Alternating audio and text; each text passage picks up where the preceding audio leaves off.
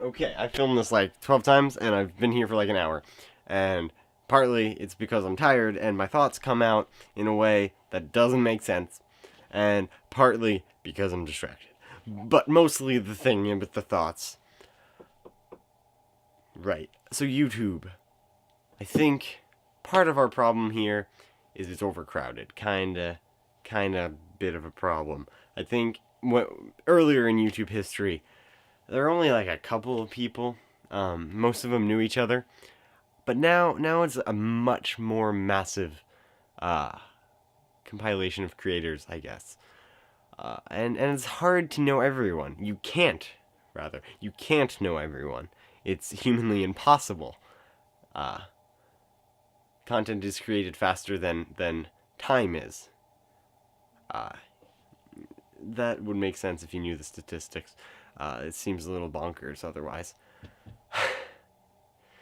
I think there are so many people, yet they're only. I don't know what I'm trying to say.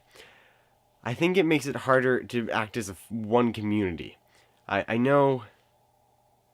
I don't know what I'm saying actually. I think when you can relate to the whole community, it's a lot easier to stay connected. But when you only have a small community, once one person falls away, you feel a little tempted to fall away too. And then eventually, if you're like me, most of the people who made videos when I started aren't making videos anymore.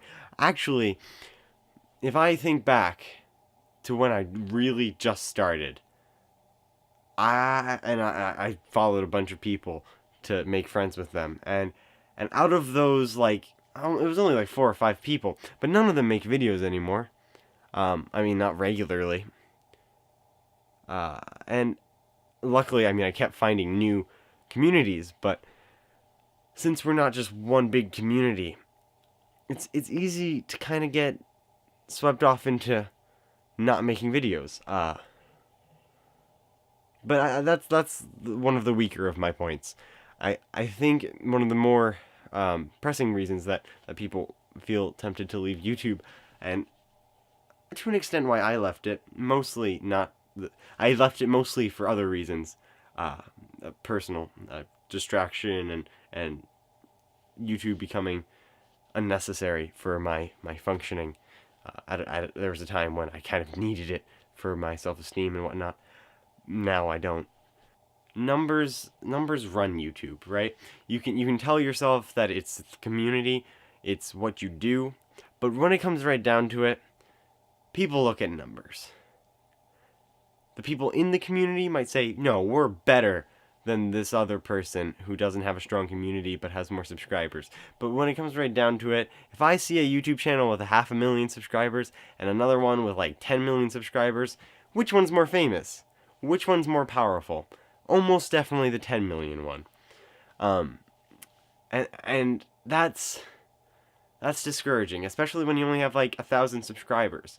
You look up and see what can be, but what isn't for you, and it's discouraging.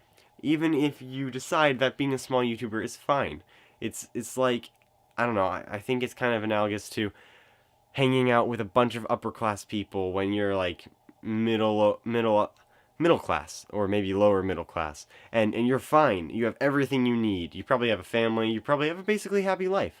Other than, obvious stuff that makes people unhappy, that is everywhere. But you hang out with all these people from higher classes with much higher incomes and nicer things. And even though you're fine, independent of all that, you still see that there's better. And I'm not saying money makes things better, but it still seems better oftentimes. And that is a nagging thing. That's poor phrasing, but that will nag at you, knowing that there is way more successful people out there. There are way more successful people out there. That will wear you down. And if you make an active decision to not let that wear you down, it will do so less. But I think it will still kind of wear you down, because numbers, no matter how much a YouTuber denies it, still means something to them. The other thing is, when people do decide that numbers aren't going to affect them, even though it's to an extent futile, I think. Then you kind of start to realize how fake so much of YouTube is, and how view hungry so many of the creators are, and it gets kind of depressing, honestly. Like a few years ago, I was seeing people doing the whole retweet my video for a DM on Twitter, and that hurt my mind.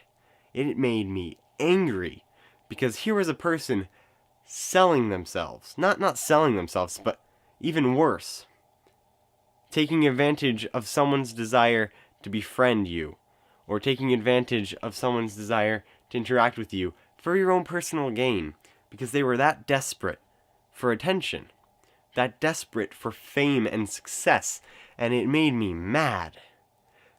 Because YouTube shouldn't be about numbers, but it is, right?